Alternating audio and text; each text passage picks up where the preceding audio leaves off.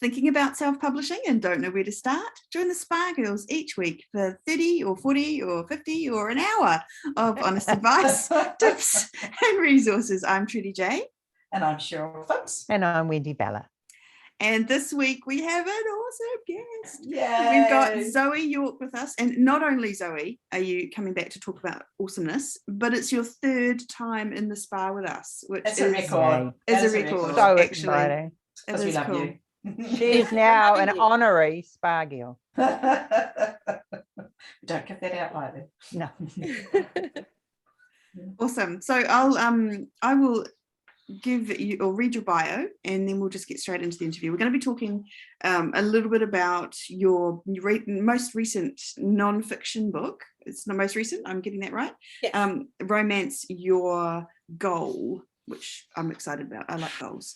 So, but first, the bio must be read. Zoe York is a 13-time USA Today best-selling author of contemporary romance, often with military heroes and always with scorching heat between the pages. Between her two pen names, she also writes erotic romance as USA Today best-selling author Ainsley Booth. She has published more than 70 books since her debut in 2013 with What Once Was Perfect. So I think you are exactly the right person to be here with us and discussing how to create goals and how to get things done. So thank you. Welcome. Thanks for having me back. No worries at all. So we've had you twice on the show and I worked it out. I looked it up and it was, the last time was in February 2020 and we talked about Romance the Brand, which is the first book in the 3-book series. And the very first time was episode 65 back in 2017. So that's a wee while ago. Wow. So what have you been doing since February 2022? There's been a little a tiny pandemic since then. Yeah. So how you've been going for the last couple of years? It's interesting because when you said that the last time that I was on was February 2020, I was like, wow. I mean, there's a lot to talk about because in March 2020, like a lot of people, I hunkered down at home. I started making YouTube videos for a while as a way to connect with authors and like share some things like I like to do. We did the same thing. Yeah. Yeah. There was that whole period of making bread and making YouTube videos. Yeah. Except I think ours were like weird, crazy things with absolutely no purpose. We were mental, whereas yours were actually informative and useful too. Yeah. And I spent a couple of months there being very tangled up in worry about not being able to write. I was in the middle of a book and suddenly I couldn't finish it. I think that a lot of people, a recurring thing that I've heard over the last 2 years is I'm struggling with writing and I'm struggling with reading. Like so many people have gone on jags of not being able to read when they've always been a voracious reader or only being able to reread comfort reads. I started watching a lot of TV, which I never watched a lot of TV really before the pandemic. So the last 2 years have been very strange. And it was interesting to write Romance Your Goals as the third nonfiction, which it's the first of the books which has been fully written inside the pandemic. The first 2 books were written before the pandemic. So yeah, there's a lot to discuss. Yeah. So what made you decide to make the third book Romance Your Goals? Like what is it about the goals that sort of fits in with the other 2? So I think all of you attended Romance Author Mastermind. Yes. We met in Houston in person, and then the next year in 2020, Romance Author Mastermind was virtual. And at the last minute, I subbed in. Somebody had a family emergency, as happens during the global pandemic, and Sky asked me to sub in and do a talk. And so I made that talk. At that point, that was December 2020. And at that point, it had been quite the roller coaster year, like not being able to write. And that was not my first roller coaster year. My first roller coaster year, which I touch on a little bit in Romance Your Plan, was 2018. And so to have 2 roller coaster years like back to back like that, it really was a test of the recovery plan that I made coming out of 2018. Mm. And so it was quite, when Sky asked me if I would talk at Romance Author Mastermind, which I think all of your listeners they're familiar with. It's like this Mm. high level conference where you're really striving, right? And having honest conversations about what it takes to get to the next level. And so there were a couple of interesting things that I pulled from my own data, my own metrics that I kind of track. I sometimes track more than others over the 7 or 8 years that led to that point. There were some threads that I pulled out for that presentation, which I made that presentation in about a 2-week period. Mm. And after the presentation, and more importantly, after the feedback from that presentation, I knew that that was something that I wanted to take those threads and really kind of weave them out to like an end result. Whereas like the presentation, there's a big difference for anyone who is listening, who has done a lot of workshops and has thought about writing nonfiction, but hasn't yet been able to pull it together. I think that there's a lot of really interesting overlap between what we present in workshops and then how we can kind of take that material and turn it into a nonfiction book that can sit on a shelf for a while. But it's actually harder than it sounds. Like the first book wasn't that hard, and then the second book wasn't that hard, but both of those were written before the pandemic. So maybe it was extra hard because it was also tangled up in fraught feelings. There's a lot of feeling stuff in the book. Mm. And I think so why romance your goals is because at the end of, or at the end and at the beginning of our business plans are feelings, what we want, what we kind of dream of, what we picture. And there's a lot of businessy stuff there about like making your goals smart and all of that. But I think for me, the lesson that I really want people to take from the book is that your goals, before they're smart, before they're well planned out, they also have to be honest, truly deeply honest about those emotional connections to your goals.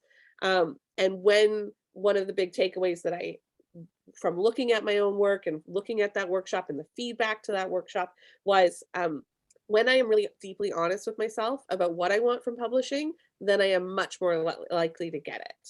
When I am dishonest with myself, either going in search of what somebody else wants or hedging lying to myself, fibbing to myself.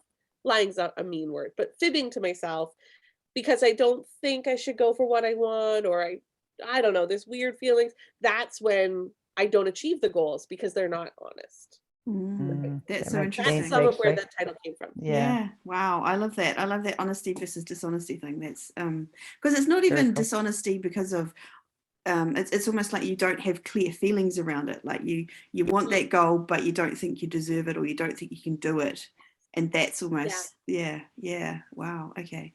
And so how do you know whether you're being dishonest with yourself? Like that's So one of the easiest examples is when thinking about what you want to write next, right? That we all have a safe answer. It might be the next book in a series we've already started, right? And that's not a wrong answer. But then we all have deep down a scary answer, like the project that it gives us a little tremor of excitement when we think about it, but then there's also a little bit of fear that maybe we're not the right person to tell that story, or maybe we're not a good enough writer to tell that story, but we know it's a very exciting idea. And when you think about it, your smile gets really big and like you get like tingles up your spine. That is an example of, if you can find a way to speak that goal into existence, that is an honest goal. I want to write that book. And so if you can start to like build a tool for yourself where you apply that framework or that metric to any goal question, does it give me that same tingly excitement feeling?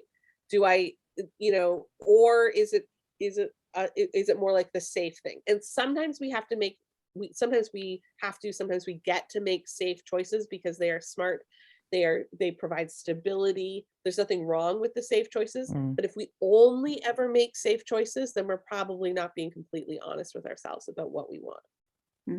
I suppose that also helps you, keeps fresh, doesn't it? If you sort of, like, I think when you've been writing a long time, like I have and she has, Trudels has, I think you get to the stage where you're like, oh, that book, and then and there's always, I don't know about you guys, are like, I've always got a little project up here that's like, you know, should I, dare I, you know, and I don't. So maybe you should, Wendy. Yeah, maybe well, that's true. Yeah. It's interesting, isn't it? Yeah, I love the idea that it's actually partially decision making based on the tingly feeling inside. Like it's instead of it being all about, you know, what's the smartest thing to do and what's the responsible next choice, it's kind of like, actually maybe our intuition or our gut can be telling us that there's this exciting new thing that's going to keep us motivated and go forward. That's awesome. Okay, Zoe's going to start making us think today. I can see it. Oh yes. We're going to all be starting completely new genres and completely new books. So I want to talk about goal setting, and you talk about the 5-year goal, and then the what was it, a chain of goals? Did I get that right? Yeah, creating a chain of goals. So can you explain what you mean by that, and how? So once you've got this tingly feeling in your gut and you choose the next book or whatever, how do we make that into a 5-year goal? Yeah, so that project, because hopefully that one project isn't going to take you 5 years in genre fiction. It's not going to take you 5 years to bring it to reason. Yeah, you would hope. So then just pull back the camera a little bit and start to think, where does that book sit? Is it standalone? If it's standalone, are there going to be other standalone books? If it's in a series, is it the first book in the series?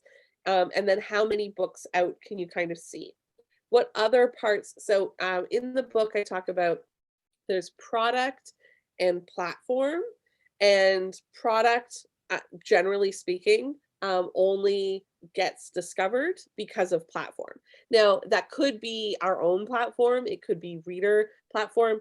For example, TikTok this year has really exploded. A couple of authors who are not super active on TikTok, but that is hard to engineer and very hard to plan on, right? You don't get to bet on that happening for you. So generally speaking, you know, the things that are within our control are our own products and our own platform. And so as you begin to plan out, oh, this book idea is very exciting to me, then the other stepping stone goals might be some of the platform that would be required to sell that. So an example from my own, one of my pen names, as Ainsley, I'm starting a new hockey series this summer, and this hockey book is definitely that kind of a tingly book idea. Like when I got the idea, I was just thrilled with it. It was all I wanted to write for Nano last year. And in order to launch this book properly, I want to do a prequel. It is a second chance romance about a couple that had a one-night stand. That is just prime for a prequel, right? To show that one-night stand. Yeah. So one of the things that I'm doing is building like a big launch calendar, which I've never done before, that will have time to focus on the prequel in a couple of different ways before the book releases. Another example of, it's kind of a cross between platform and product, is I'm thinking of doing simultaneous audio release for this. And that's like a big, scary project. There's a lot of, working, a lot of different parts, a lot of different moving parts, and they're relying on other people and money investment. So that kind of like, for this one book idea, then I expanded it outwards to what else can I do with this? I don't do that for every book, but for a big project, something that I'm really excited about, I think that it's, for me at this point in my career, that's worthwhile. For somebody who's newer in their career, it might be more just thinking like, I mean, how many times do we talk to authors who they've written one book, they've released that book, but they don't have a newsletter yet.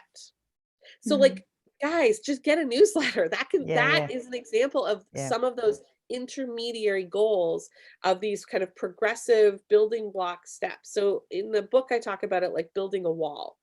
And so you have these different bricks, and the size of your bricks are going to be different than mine, different than Trudy's. Everyone's bricks are going to be, and you can build a wall out of pebbles, you can build a wall out of boulders and bricks and stones of all different sizes.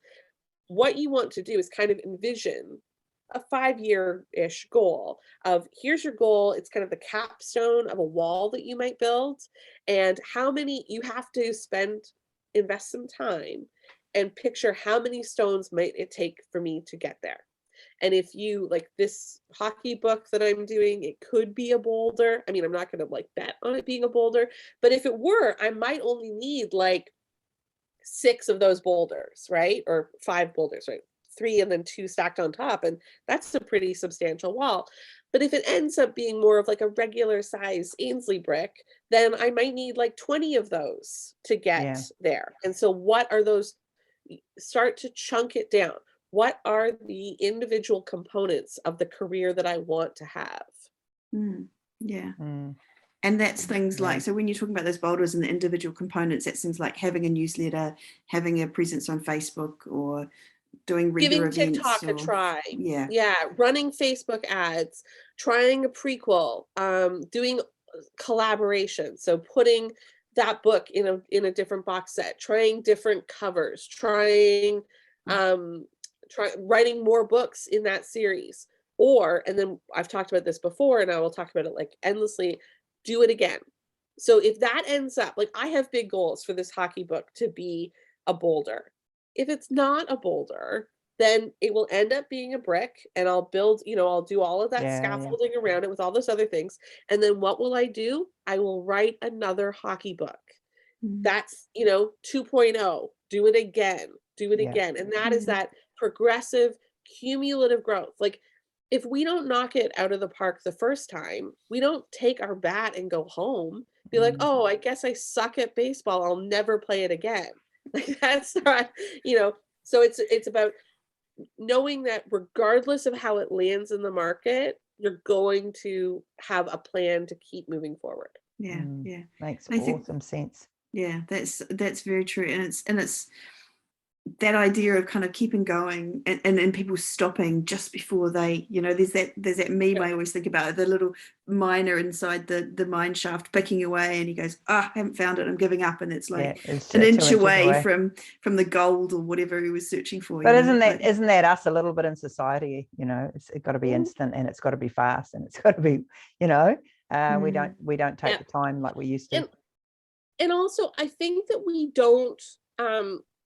don't value the incremental success enough, right? So if somebody releases a book and it earns $200 in that first month, that $200 well invested, and I don't mean like turn it around and put it back into but like that $200 could be the start of something 8 years down the road really incredible, right? It is no kind of failure. It is a modest, wonderful start to something.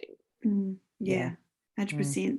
And I think that's maybe some people come into indie with this idea that their first book is going to be this blockbuster hit, and maybe they see the $200 and go, oh well, that's me done. I didn't earn the same money that Zoe's earning. Why not? And they forget that you've been doing this since 2013 and have been progressively getting more and more along the way. And we compare ourselves, right? We compare ourselves to someone like you who's much further down your career than we are when we're starting out, so I think that's a big thing. And I like that. So can you talk a bit more? Is that it about, like, that's the idea about the progressive cumulative growth in indie publishing, instead of worrying about book sales, or is there more to it, you think? Yeah. So, I mean, I think that I like to see progressive cumulative growth in a bunch of spaces. And sometimes we focus so much on my sales, because sales are going to go up and then they're going to come down. That is the nature of sales. It is a roller coaster. up and then down and then up and then down. And often sales are deeply affected by world events, by trends, you know, like the idea like vampires are dead. There are lots of people who every single day sell vampire books. There are lots of people every single day who read vampire books. I'm deep into reading a vampire series at the moment. Vampire books are not dead, but they do ebb and flow in terms of popularity and how many books are sold or read on any given day. That is the number is quite variable. So one of the things that I like to do, stepping outside of what my sales are doing on like a month to month or week to week basis, is look at metrics like how many books have I released, how many of those are first in series, how many of those first in series are free, how many of those books have a bonus scene at the back of the book to hook people into my newsletter, how many people do I have on my newsletter. And if you start to track those numbers, so this is one of the graphs that I made for that first Romance Author Mastermind presentation. And then I put a variation of that graph in the back of Romance Your Goals. And one of the things that I saw was, first of all, there's a correlation. Oh, and another metric that I track is words written in a year. And so I obviously, this might not be a surprise to people, but I saw when in 2018, when my family had a crisis, I stopped writing, and I saw a drop in income. A direct correlation between how many words I publish in a year and how much money I make in a year. That's not a surprise to anybody. Yeah. But what was really interesting was that the following year, I did not publish more words, but I did make more books, more first in series free, and my income went back up. So these are different levers that we can push, right? Word productivity is one lever that we can push to affect change.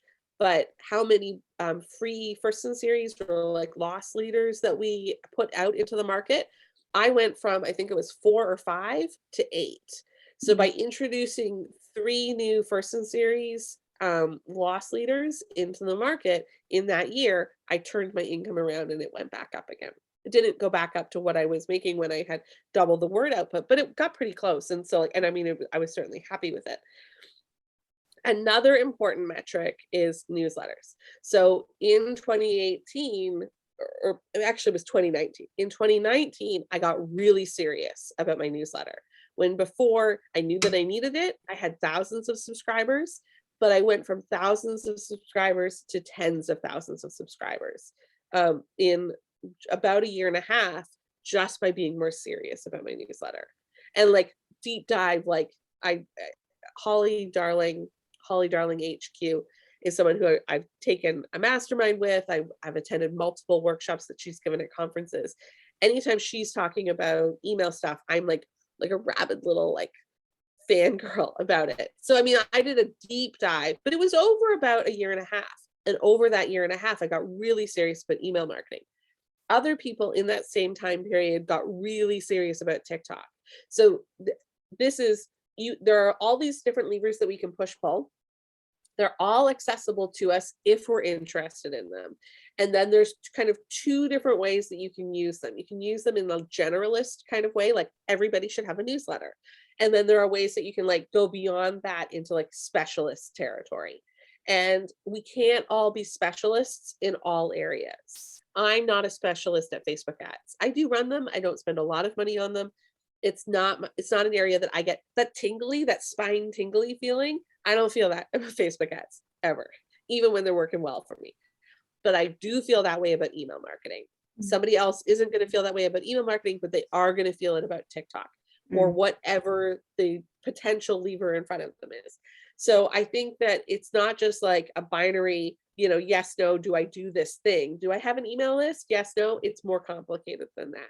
And those are some of the ways that we can start to see even more growth in an area that we already know a little bit about. So when we're talking about progressive cumulative growth, it's about doubling down and taking what we're already decently good at and really getting better at it, sticking to that plan rather than thinking, oh, I need to add even more tools to my toolbox. sometimes the tool is already in our toolbox. We just have to get even better at using it. So And true. that's awesome advice. Like not trying to do everything, just being focused on the one thing that you're already potentially a little bit good at. Yeah. And do it well. Yeah. Instead of moving on to the next thing. I mean, you can imagine that we get a different guest every week and different advice on all these new and exciting things to do. So you can imagine that all of us in the spa have tried a billion things, and maybe we need to be taking this advice. Yeah. But yeah. Well, Sorry, what were you going to say? I will also say I also try all the things. I love trying all the things. I for those who speak Clifton strengths, I'm a number 6 activator, but like number 1 ideation. So number 1 ideation plus number 6 activator is like the number 1 activator. I just love like, ooh, new idea. Let's try it. I'm on TikTok. I have 5 TikTok accounts. I have TikTok accounts for every pen name, for like a secret one that is just for bread and gardening. Like I am any social media site. I'm on Clubhouse. I'm on Instagram. I'm not on Snapchat, but that's literally the only one that I'm not on. I like to try them all.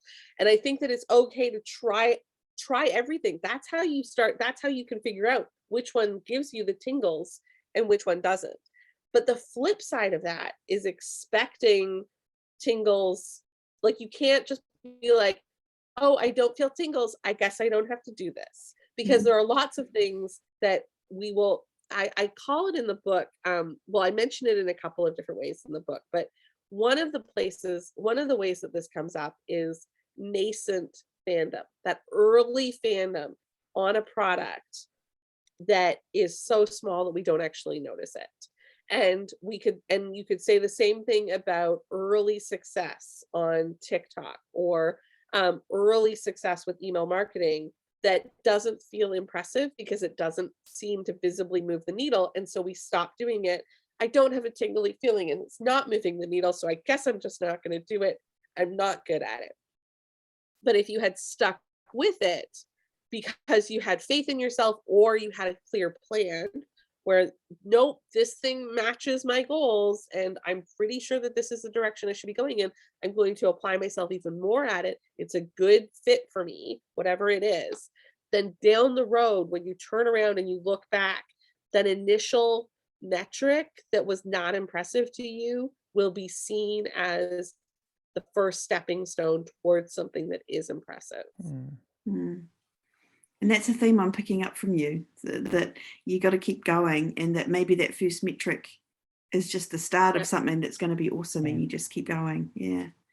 That's so true. That's so true, because we do get a bit kind of like, oh, I'm not getting the instant success that I wanted, and it's only a little bit, and I want to do something else. And you get frustrated, don't you? Because you hear other people going, oh, this is working really well for me. Well, why isn't it working really well for me? What am I doing wrong? But maybe they've been at it for a lot longer than you, Yeah.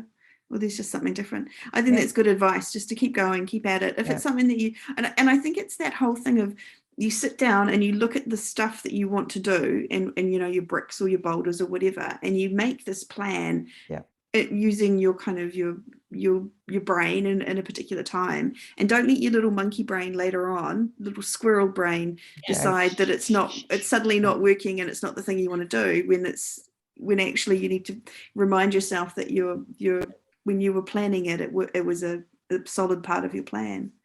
And so the more that you can codify what that plan is when you're doing the planning work, right? If you can literally write it down, if you can put it up on your wall, if you can make a vision board. I took Sarah Cannon's HB90 course, which is all about planning and goal setting and doing this long range vision and then figuring out what you're going to do in the next 90 days based on that. An amazing course. It's really more of a boot camp than a course, and you can retake it every quarter, and I do. And one of the things that I got from that was the power of a vision board, which I had always I am not a woo-woo kind of person. And so if you had said to me before I took that boot camp, oh, you need a vision board to show your goals, I'd be like, no, you need a list. Like, just bullet points, because the way that I usually do my 5, I usually do like I dream of what I want to be, where I want to be in 5 years. So the question that I ask is, 5 years from now, what do you want to have written? 5 years from now, what do you want to be known for? And then based on that, which is just like, I'll write it out, sexy women's fiction, or, sexy Canadian romance or something like that. And then I do this like 12-month grid of what I want to work on for the next year. Sarah does 90 days, but I like a year plan. It's just like, I'm a little bit more longer term. So I do this 12-month grid, and I block everything out. I will redo that regularly. Like, I'm not tied to that. I'm not committed to that for the next year. But anytime that I start to get kind of down, like, oh, this month is looking like it's going to be kind of lean compared to the last couple of months. If I have that physically written out, then I can look at it and be like, it's okay, because next month I already have things booked for next month. Next month is going to be better. I have a release 2 months from now that is going to make up for a lean month. If you don't have it physically written out and posted somewhere, you can lose sight of the balance of that plan. But so Sarah talks about this vision board, and I was like, I don't need that. I just have just written out is good. But the power of imagery to the pictures that you pick out for a vision board, for example, when you are in a positive headspace and when you're focused on your goals, when you have those moments of doubt, just looking at those images can immediately take you back to that positive headspace. It's been very powerful. I actually have it, like, my vision board is my background on my phone. It's my desktop screensaver. Awesome. So I see it a lot, and it kind of helps keep me focused. I think it evokes emotion, right? And we're all creatures of emotion. Like you discover the goal or what you want to do next because of your emotion, your tingly feeling in your body. And I think looking at those images, it's a really easy way to access that emotion again. I think that's a big part of it. It's like we're accessing those good feelings of, this is what I'm doing this for. A reminder almost. Yeah. That's awesome. I love the vision boards. I have a vision book. Nice. Anyway, I would love to be like that. I'm just not that way. Some people are, eh? I just no. Terrible. Maybe I'm going to try it though. Try it, but there are other things, right? Like, some people are like to have a focus word for a year. Some people are more tangible, like, I'm going on a trip in a year, and at the point that I go on that trip, I want to have these 3 books written and published and done and behind me. Like, whatever kind of keeps you moving forward. That's that's a good idea too. Yeah. Do you have a vision inside your head, Wendy? Do you think it's like you sorry, I'm not asking your actual guesting question, I'm asking you a question, but I just, like, in your head, do you have these goals? Like, I'm just curious, like, is that, yes, because I think you also don't very busy in here.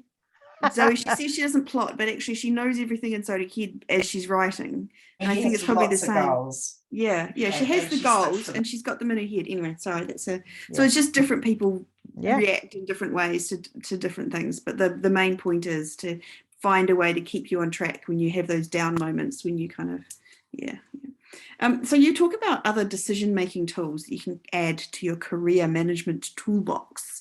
And I'm just, it's all very official sounding. Sounds very good. Very posh. When you say it like that. But can you talk a little bit about some of the other ways that we can make decisions? No. That's it. She's done with us. What do I mean by that? I'm over you. This is in Romance Your Goals. I do. In Romance Your Goals. So, I have no idea what I meant by that. Sounded good though, right? Like, I should have a copy of the book beside me so that I can reference it. So, like, some of the tools are building that blueprint of the wall, or some people don't like to think of it like a wall, but more like a path, stepping stones in a path. I like that, because a wall feels blocking to me. It feels like you're kind of building up and blocking, whereas a path feels moving forward. One of the other tools that I talk about, which is not it's not a tool that I made, it's just one that is used a lot in goal setting, is the Eisenhower matrix. So an Eisenhower matrix is a grid, a 4-square grid that compares two metrics, and it references an American president, Dwight Eisenhower, who talked about how things are either urgent or important, and how do you decide what you should do. And if you plot all of the possibilities in front of you, anything that is on your to-do list, on this grid of urgent and important, the things that are both urgent and important would be your top priorities.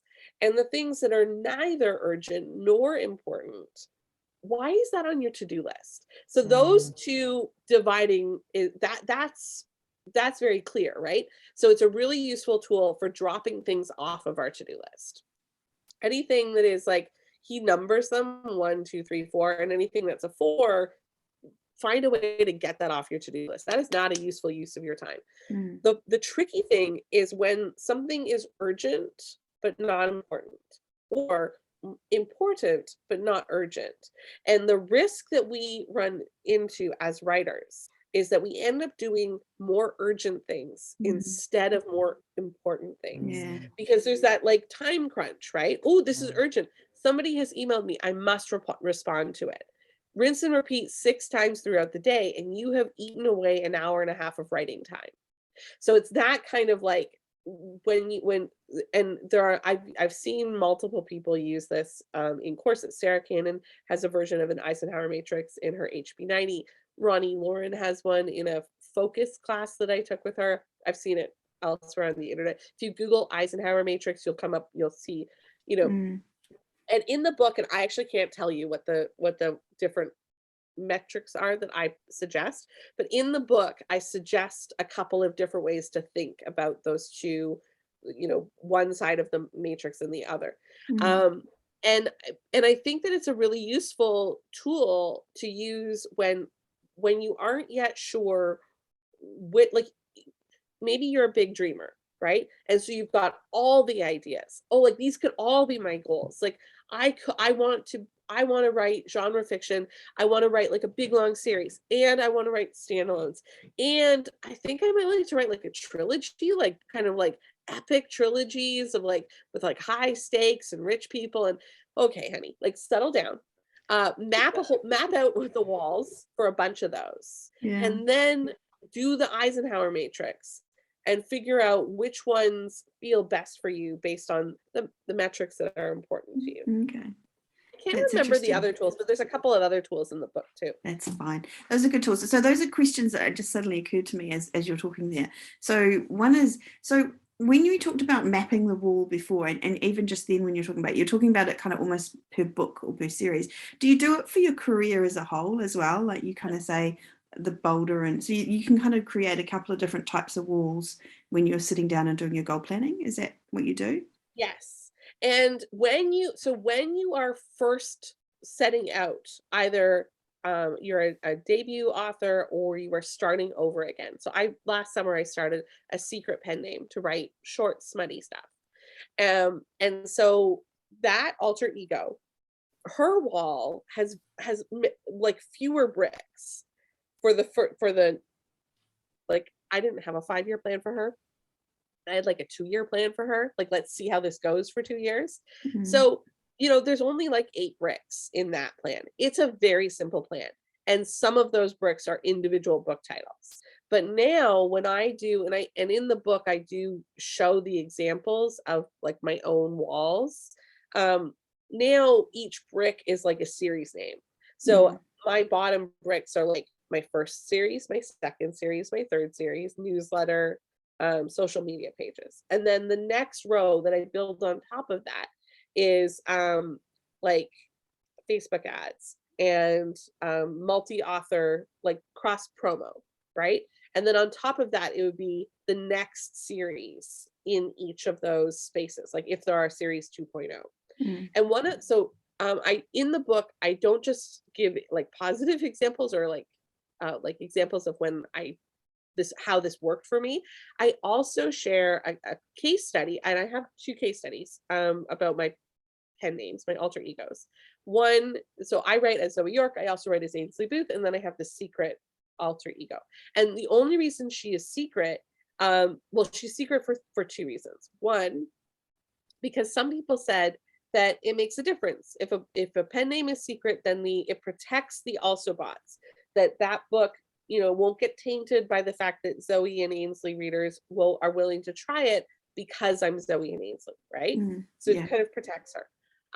But the other reason is because I give a lot of advice to people about how do you get started. I cannot wholly recreate that, but I could try with, I can't take away the fact that I have 8 years of publishing knowledge now, but I can take away almost every other advantage that I have. And so that was part of the experiment last summer. Was I created a website, an email address for this new name, and I reached out to PR companies as that alter ego, not as Zoe. I reached out to PR companies that I have worked with as Zoe, and they did not email me back because I was just a rando, I have a debut book and I'd love a PR company to work with. So part of it was that I wanted to test the advice that I give people. When you get started, build this wall, if you only have a couple of titles, for 6 months, I only had 1 title, but what else can you build around that? So my wall initially was, here's 1 book. And at the back of that book is a newsletter hook. And there's a newsletter sign up to get that bonus scene. And on the other side of that, there are AMS ads. That was a single tier of stones for 6 months. I had nothing else. And then on top of that, by Christmas time, I stacked 2 more books, more bonus scenes. And then just now in March, I've released another book, some cross promotion, book funnel type events with some authors who write similar things. And I finally layered in Facebook ads. Well, so then you can see how that's okay, well, now we're starting to get somewhere with this wall. And it is March, and I published the first book in July of last year. And even with 8 years of experience and some decent success with AMS ads and the newsletter hook at the end, I still really didn't start to see really good, okay, we're chugging here movement until I released the 4th book, which just happened. And all of those principles that I talk about progressive cumulative growth, getting people on your newsletter, giving them more of the same, that series 2.0, all of that, it was true again for me. Now, I can't promise that it's going to be true for everybody every time, but what I had tested as Zoe and as Ainsley, I could replicate again as a secret person again. That's a great test, isn't it? Yeah, that's really cool. And you know that you did that with nothing but your skills that you've got from your tools. Really cool. Well done. I was nervous, to be honest. I was like, oh, if this doesn't work, I'll have to fess up to people. But then I was really glad when it did work. And also it's taking time from the stuff that is working. So, that's a brave challenge as well. Yeah. And so is it how is it going with the secret pen name? Is it doing really well, or is it doing happily it's doing well? I wouldn't say really well. Well, I mean, because everyone has a different metric there, right? Yeah, absolutely. So some of the metrics that I'm paying attention to is how many people am I retaining? So if from the units that I'm moving, that pen name's in Kindle Unlimited, so you can't quite know exactly how many people are reading your books, right? But based on a guess of how many people are reading my book, how many of them am I retaining onto my newsletter? Am I seeing growth in my pre-orders, book over book? Am I seeing how long does it take for the taper to start to drop off after a book releases? So that I think a lot of people, particularly those of us who've been around for many, many years, we tend to front load our sales. So we have pre-orders, we have our new release, we have this massive spike of sales, and then they really drop off very quickly. And so like one of the things that I talk about is how long does it take for a frontlist book to become backlist? And honestly, when I'm deep in a series, it does not take long at all. Like I release a book and like a week after it's out, that book is backlist. Like it has a backlist rank, it's moving kind of backlist volume, which is really, it's and a lot of people experience that before they reach full-time income. And they're like, it's impossible. It is impossible to kind of achieve kind of a certain level. So one of the things that I focus on with this new alter ego is trying to prolong that front list period where sales are elevated because of visibility, which is really hard. And it has been really hard for me as this alter ego to do that, which tells me that, because one of the things that I hear from authors is, well, like brands can get stale, and it's so hard now because like there are all these new and exciting brands, and I'm just doing the same old, and actually I think that it's actually equally hard for all of us, and the people who are able to really sustain that front list period are doing it because of like a really intense amount of energy there. So it's not, we're all worried that there's some sort of lightning strike of luck that we're not getting. And I don't know, 3 pen names, and Yeah. I have yet to experience that. So I do think, but there are some things that we can do. One of those is really tightening up the niche, the focus that we're writing in. And I am, like, knock on wood, I think that I'm experiencing that with this pen name, because she writes the same thing over and over and over again. Yeah. And that really does seem to be prolonging that front list period. Because we that do got a little bit in the weeds there, but I hope that. Yeah. And I think that's something we get away from too, is the simple fact that readers read our books because they love them. So don't change the formula. And I think sometimes, like I'm sort of 49 books in or whatever, and I'm like, oh, what should I do different this time? And like, why do I have to do anything different? They like it, but they like it. Yeah, I think that's and I do think that there's a saying, which I can't remember now. A change is as good as a rest. A rest. Yeah. My nana used to say that to me. Yeah. So, but my best friend, who's Aussie, says that sometimes a change is as good as a rest. And I think that when we are feeling like, oh, maybe I should change something, whatever I think that probably is a sign that we do need to change something, but it might not be the thing that we're thinking of changing. So like if you're 4 or 5 books into a series, that is not the time to change what you are writing inside that series, but it might be a sign that you need to start a new series. Okay. Yeah. It's interesting. Yeah. It's so hard to know though what the right thing to do is, right? Like, do you start that new series, or do you continue with this series that like that's the sort of thing where you kind of go, But there's so much. Sorry, go share. I was just going to say, I do think it freshens you up, to write something a little bit different. Like I write romance and cozy mysteries, and I am desperate to write a romance at the moment because I've just been focusing on cozy mysteries. So I think sometimes in your heart the decision is already made. You just have to actually do it. And we don't all have unlimited amounts of time, and we can't all do all the projects that we want to do. Absolutely. And that's really hard. This is not one of my tools. This is a Sarah Cannon tool, again from HB90, but she asks 3 questions. What do you need to do? What do you want to do? And what do you feel like you should do? And the things that you feel like you should do is another one of those danger areas, because that is not your goal and motivation driving it. That is an external message driving it. So for me, for example, I have felt for a long time like I should do audio, and I did some audio and I didn't do it particularly well.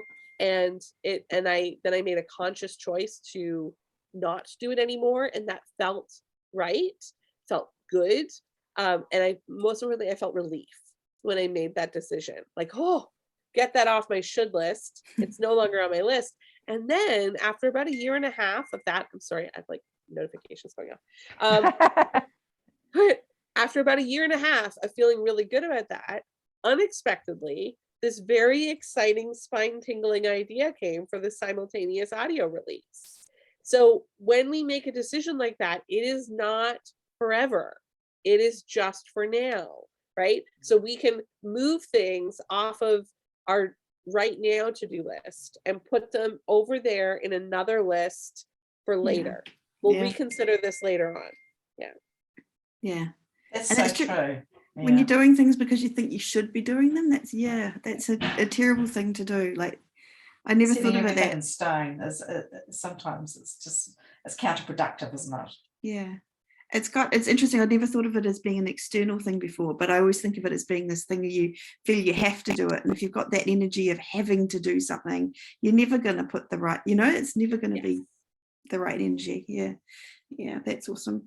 Now I see here that you have a title or a chapter title in your book called Baby Steps. And I like the idea of baby steps. So can you talk to us a little bit about that?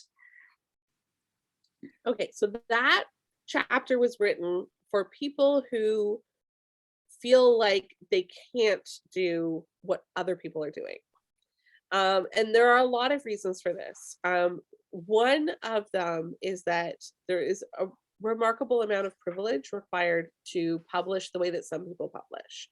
So the fact that I talked about a couple times doing simultaneous audio, holding a book back from release, paying up front for an audio book to be narrated, and then arranging all of that, that takes a remarkable amount of privilege. It takes money, it takes experience, it takes connections.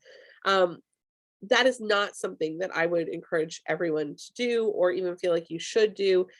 I don't think that is a game changer for everyone. It is a game changer. It can be a game changer at some point later in a career. So how do I think people should start if they don't have money or connections or time, right? So there are so many different resources that we need to have in compared to some people in the world in plentiful supply in order to do this publishing thing. So I wanted to just write, and it's a short chapter, but it really honors the idea that it is okay to hustle. It is okay to churn out a bunch of short, smutty stuff that you find somebody like that you can barter or trade editing on with a pal. It is okay to do your own covers. It is okay to do literally anything you can inside the publishing thing just to get a little ball rolling. Because once you get that little ball rolling and through that, you will make the most unlikely connections that will lead you to having access, more and more access to people to do cross promotion with, more and more access to like better editors. I see so many people, particularly on TikTok, talking about having to spend $2,000 to edit their first book. And the way that I cringe every single time I see that, because that there is like a very low chance that is a good investment in a debut book that you're indie publishing. That is like, there are some people who have that money for whom spending that amount of money is not a problem. And if they want to, and it makes their book better through how they work, like I'm not going to tell somebody not to do that if you feel good about spending that. But if you do not feel good about spending that amount of money on editing, do not spend that amount. Like, don't. Like, there's so many red flags to that plan. It feels very elitist and it feels like gatekeeping. And we don't need gatekeeping. Like, the other thing is that there's so much hustle involved in getting a trad deal. And a lot of it is like is not transparent. It's invisible to like dreamers, right? Who are like, I'm going to write a book and then I'm going to find an agent and I'm going to sell. There's so much hustle that the dream that you imagine is actually built on a lot of hustle. And so we can feel guilty for doing the visible hustle when we should be accurately comparing it to this invisible, transparent hustle over here. It's all hustle, and we don't need gatekeepers to tell us that we shouldn't hustle. Yeah. Anyway, so I say it probably a little bit better than that in the book, but it's basically that, like, that there are a lot of people who finance the books that you can see with books that you can't see.